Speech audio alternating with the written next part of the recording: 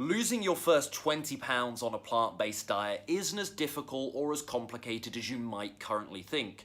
People are just inconsistent, frankly sometimes a little bit lazy, and perhaps even lack some self-belief. But it certainly doesn't need to be this very complex, almost scientifically engineered strategy that losing, say, the final 10 pounds needs to be. No, you just need some simple action steps to get you up and running, to get the ball rolling. And that's what I'm going to run through in this video here. Let's go.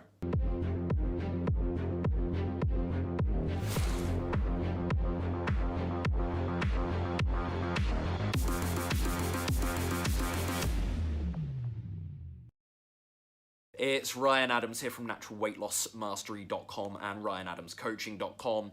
Step number one on this then, the early stages of weight loss ought to be very, very food-centric. What do I mean by this? Well, with nutrition being by far and away the most impactful factor in that weight loss equation, rather than juggling lots of balls in the air, as a beginner and risking getting overwhelmed or making things ever so complex early on, I think it makes perfect sense to have singularity of focus and tunnel vision on just getting rid of the junk food in your kitchen first of all, stocking your cupboards, your cabinets, your fridge, your freezer with healthy, whole, fiber-rich plant foods that are absolutely ideal for weight loss. Just simply cleaning up your diet a little bit. It can just do wonderful things in terms of moving the needle without you having to worry about exercise all that much. This nutrition approach is so effective in that regard. I've seen so many beginners really not have to touch exercise, frankly, with a barge pole until much later on in their journey, simply by cleaning up their diet. I think that's what you should start with to try and make things very straightforward for yourself. Now, as I say this, I know I'm at risk of maybe sounding like I'm diminishing or disregarding exercise. I'm absolutely not. In fact, we're going to cover my suggestions on exercise very shortly in this video here. But I really think to not have to worry about it too much, to not have to worry about starting with, 5 boot camp classes every week at the gym. I really think you're going to be better off simply by focusing on the thing that's going to move the needle most of all, that being food. Step 2, and you might be thinking, okay, Ryan, what food should I be eating? You probably know my philosophy already if you've been following me for some time. Well, you definitely do, I'm sure. Whole, fiber-rich, nutrient-packed plant foods. And as a rule of thumb, you can have a little bit of it from time to time and it won't ruin progress, but as a rule of thumb, less of the vegan junk that I see so many people eating under the guise that, well, I'm vegan, so this is better than eating animal products. Well, in some cases, yes. In many cases, not necessarily. Now, if you do need a meal plan to get started, I'm not going to expand on that here. You might be looking for the minutiae. Okay, Ryan, what should I eat? Breakfast, lunch, and dinner. You've given me the overall philosophy, but what exactly should I eat? What I'll do is I'll link a recent meal plan video that I filmed down below, so have a check out of that if you want more details. Step number 3, I suppose there's this question here of, to count calories. Should I or shouldn't I? Again, this was a video I filmed recently. I'll link that down below. But in short here, I certainly think as a beginner, when it comes to just losing your first 10, 20, maybe even a little bit more, maybe let's say 30 pounds. It depends, I suppose, how much you've got to go, doesn't it? You don't need to count calories, that's for sure. Can it be beneficial? Can it be a very illuminating exercise to bring awareness to what your nutrition intake is like and where it maybe needs to be to move the needle from a weight loss perspective? Yeah, it certainly as a tool has great uses, but for many people it's filled with awful memories and being overly neurotic with nutrition to an extent that there can be some quite negative ramifications on one's relationship with food. I've certainly been there with counting calories in that regard. So it really is the case that no, you don't necessarily have to, but that isn't to say that you should be so dogmatic about never counting calories again that you don't see its value and you can't introduce it if you're really plateauing or struggling. But as a rule of thumb, no, I firmly believe you can follow my simple food rules here that I give away here on Instagram free of charge, here on YouTube, free of charge. That's a Freudian slip, and of course over on Instagram. And I really think if you follow those simple food rules, you can break through relatively well. Would it be as thorough as when it is with my clients? Would it be as efficient and as quick weight loss as when it's me working with my clients and I just tell them exactly how much of food to eat portions, serving sizes, the exact precise ingredients to use. No, it won't be. You're still trying to sort of figure it out by yourself a little bit. But as a general rule, no, I don't believe that you need to count calories. Step number 4, focus, and this is a huge one. I said we were going to talk about exercise. Start with gentle and very low intensity exercise, folks. My clients get a slow go cardio training plan. Now, frankly, you can take pretty much any exercise, relatively speaking, on the planet, any sport on the planet, and if you tailor it under the right conditions, you can make it very sort of low intensity anyway. You can take, sprinting, and you can turn it into light jogging, and that movement of running is going to be much lower in intensity. So you can more or less do it with any exercise, but really, I frankly think people are best served by starting with walking, as simplistic, as it sounds. And I realize that's great for a lot of people in my audience to hear. Okay, Ryan confidently thinks that I can just lose weight walking. Okay, it might sound like I'm sort of letting you off the hook, so to speak. Rest assured that if you were a client of mine, I would want you to push to more intense things in time. But again, the amount of weight you can lose just by walking or just by starting with things like Zumba, yoga, Pilates, very just gentle, low intensity stuff. Even if it's light walk runs or very light jogs or a very gentle bike ride, very gentle swim, the amount of weight you can lose is quite astounding at first. You don't need to sign up for 5 boot camp classes in the gym. You don't need to do all these HIIT workouts. Build up to that in time when it's safe for you to do so.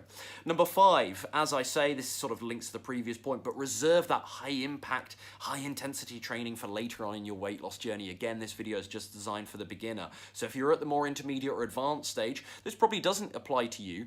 And maybe if you are relying on things like walking lots right now, please continue with that. And I commend you for doing that and bringing that into your lifestyle lots. But also be ready to level up and push yourself, and you will see great movement on the scale and, very importantly, in your physique as a result of doing that more high impact intensity stuff. But as a beginner, not necessary, and again, could be harmful because there's a great risk of injury there. You could simply be setting the bar too high. It's not realistic, it's not appropriate. Start small, start simple, humble yourself and realize where you're actually at in your transformation. Number 6, what do we do with eating out? This is something I always get asked about. And you know what, relatively speaking, I will actually sit on the fence on this because I think, certainly with my clients, it's very individual. I have some people come to me and they're eating out 3 times a week, and I say to them, look, the relationship you have with eating out, why you do it and your reasons for doing it, once I've heard them speak on it, of course, once I understand more so your reasons for doing it, it might actually be best that you give it 2, 3, maybe even 4 weeks, where you have almost this sacrificial period of abstinence from eating out, and you see what can actually be achieved in terms of not just on the scale, but an amazing change in your relationship with food, and how you realize you don't actually need to eat out for any sort of emotional or social reason. Okay, it can be fun to do once in a while, and that's not to say these folks can never do it again. But some people come to me and their relationship with sort of eating out in restaurants and whatnot is in such a poor place, or is such a hindrance to their progress, such a hindrance to their consistency, that for me abstinence is not out of the question. But generally speaking, my clients get to eat out once a week, and it can be increased from there, and there are exceptions to the rule, people that maybe are often on business trips, for example. But generally speaking, that's all people really need anyway. When they realize they can eat out once a week on my program, they're like, wow, that's amazing, Ryan. People don't want Puritan rules, but they also want to be challenged, right? And they also want to see great progress. So I'm not the guy that comes along and says, you can still eat what you want and lose weight. You don't have to cut back on anything. No foods are out of the question. You can eat out as much as you want. You can still lose weight. I'm not that flexible coach. I'm not that guy, I'm afraid. So I think in general, my bit of advice, or generalistic, let's say, bit of advice on eating out would be cut back if you're eating out lots right now, but you don't need to miss out on it altogether. When you're looking at a food menu in a restaurant, needless to say, try and find the most whole foodsy item on the menu. Do the best you can. If you can't and you end up eating like a Beyond Burger, an Impossible Burger or something like that, look, it's one meal. It's not going to totally derail your progress unless, I suppose the caveat is, it leads to that sort of slippery slope that lots of people experience when they make one mistake. There's a bit of a ripple effect. So you've got to be careful of that. But generally speaking, one meal every now and again, it's not going to ruin your weight loss progress. So don't hold yourself to ridiculous Puritan standards, that's for sure. And finally, step number 7 here, I was going to talk about consistency, which is a buzzword that I've dropped a couple of times throughout this video, and you guys know, if you've been following me, I'm a huge proponent of consistency. Who isn't, I suppose? We all recognize its value, don't we? And I was going to talk about this for step number 7, point number 7 here to finish. But actually, I thought of something unconventional that can lead to better consistency. Set some standards for yourself. I think the Western world has gone so far wrong in terms of obesity, in terms of personal health and well-being. And you would think if we'd had a wake-up call, we'd had a wake-up call, wouldn't you, over with the obvious things that have happened over the last couple of years. But sadly, I truly don't believe we have. That's not my assessment. Set very high standards for yourself, and it's amazing the level of consistency you can cultivate, because you simply won't tolerate poor behavior from yourself anymore. And yeah, you might end up being a bit of a harsher critic at times, and you've got to be careful with this stuff not to berate yourself too much and give yourself too much of a hard time.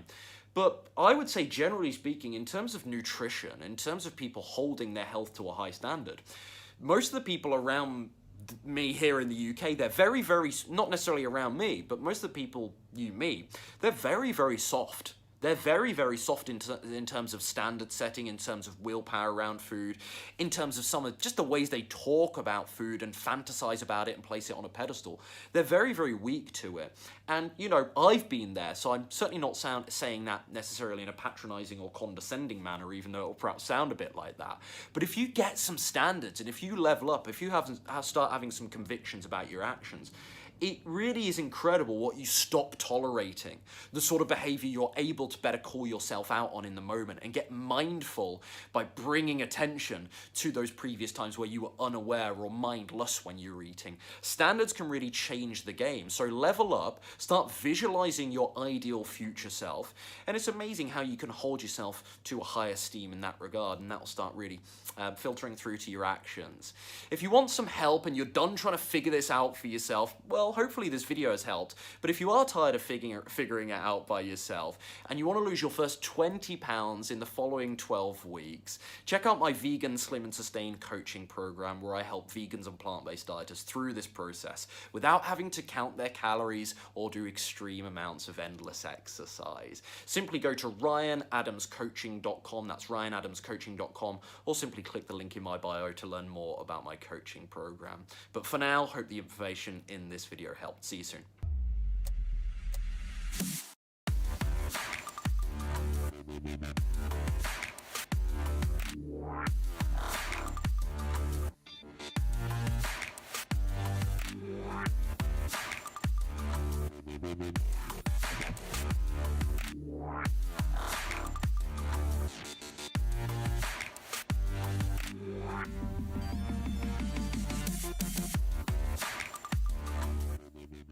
It's the single best thing I've ever done is work with Ryan. And I know that sounds dramatic, but it's true. Hands down, you're the best decision I ever made for myself in a long time.